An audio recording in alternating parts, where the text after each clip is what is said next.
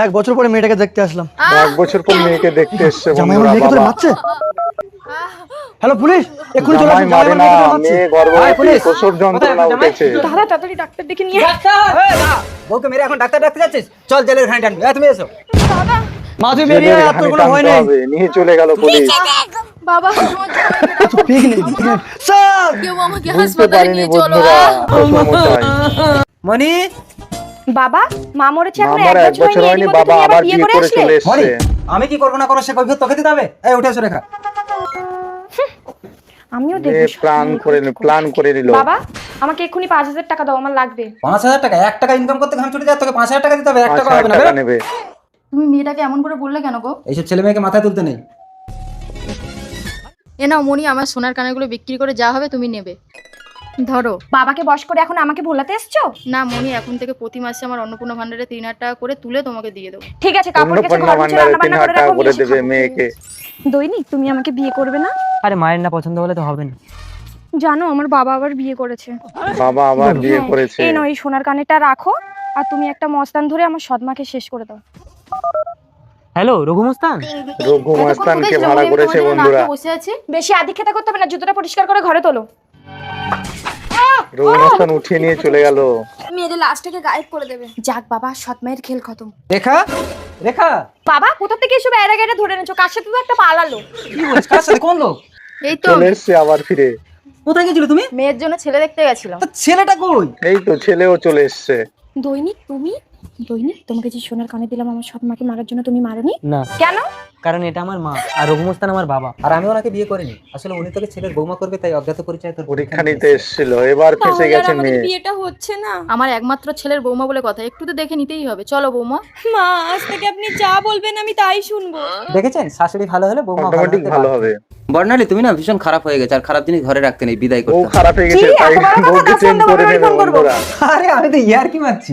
ইয়ার কি না, তোমার কথা চামড়ায় না লাগলে হাড়ে গিয়ে লাগে। তাও ফোন দাও, বাবার বাড়ি ফোন করবো। ফোন হবে না, ফোন খারাপ হয়ে গেছে। ফোন খারাপ হয়ে গেছে, তাই বললাম তো, ফোনটাকে ফোন ফেলে খারাপ হয়ে দেবে গেছে, মনে বন্ধুরা, কোনো কাজ বিক্রি যাবে করে না। দেবে বন্ধুরা। ঠিক আছে। হ্যাঁ, শুয়ে পড়ো, রাত হয়েছে। পরদিন সকালে, এই বর্ণালী, এই আমার ফোন পাচ্ছি না, ফোন কই গো?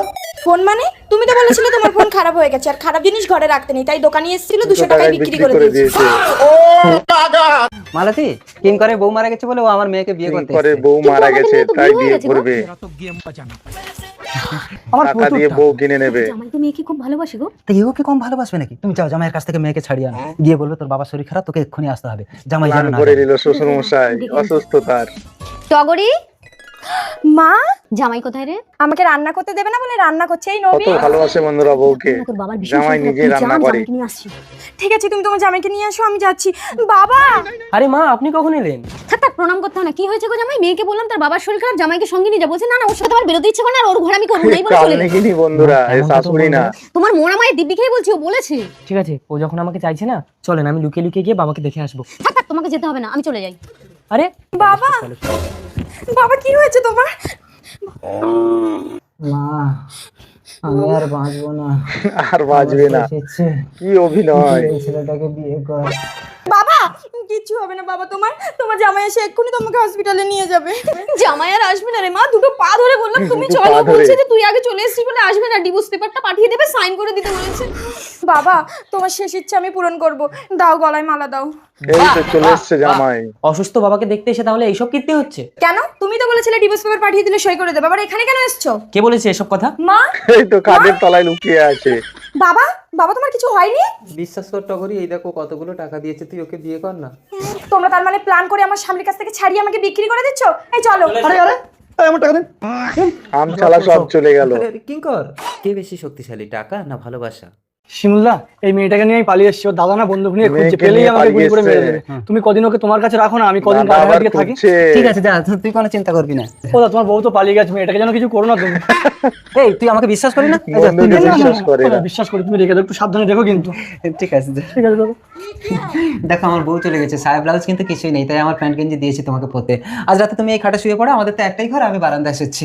না না, আমার একা শুতে একা শুতে ভয় করে। আচ্ছা ঠিক আছে, চলো আমি শুচ্ছি তোমার সাথে। এই কে আছে বাড়িতে? কে আছে বাড়িতে? চলে এসছে। এই তোর বন্ধু আমার বোনকে এখানে রেখে গেছে? না না রেখে কি মেয়ে? যায়নি কোন তো। মেয়ে? এখানে কোনো মেয়েটে নেই। তাহলে ওটা কি? ওটা ওটা তো ওটা আমার বউ। বউ। এই তোর বউ তো পালিয়ে গেছিল, কবে এলো? আরে বউ মানে আবার আবার ওই চলে দেখি। এসছে। পরের বউ হাত দিতে নেই, ওটা আমার বউ, সত্যি বলছি। ঠিক আছে, কিন্তু আমার বোনকে আমি যেখানে পাবো কিতে গুলি মেরে আমি তাকে উড়িয়ে উটকিতে দেবো। গুলি মেরে উড়িয়ে দেবে।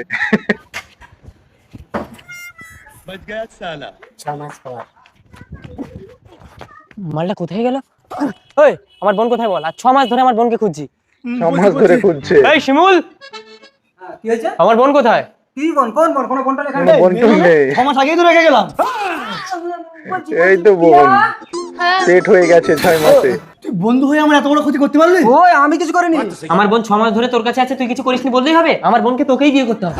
না আমার স্বামী কিছু করেনি। আমি কিছু তুমি তো স্বামীর করিনি। কাছে থাকো না, করেছে কি না করেছে তুমি কি করে বুঝবে? আমি তার হিজড়ে। কোনো ক্ষমতাই নেই। আর 6 বছর আমাকে বিয়ে করেছে, ও কিছু করতে পারলো না। তোমার বউকে 6 মাসে প্রেগনেন্ট করে দিচ্ছে। ও তো একটা হিজড়া।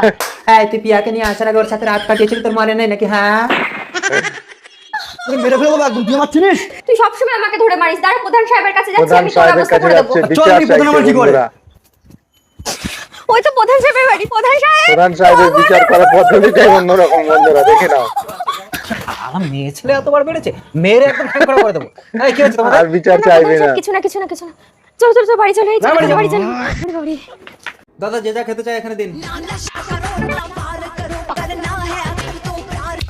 দাদা পেমেন্টটা করুন। হ্যাঁ আসছি। হ্যাঁ দাদা কত হলো আমাদের? 865। 865। দিন।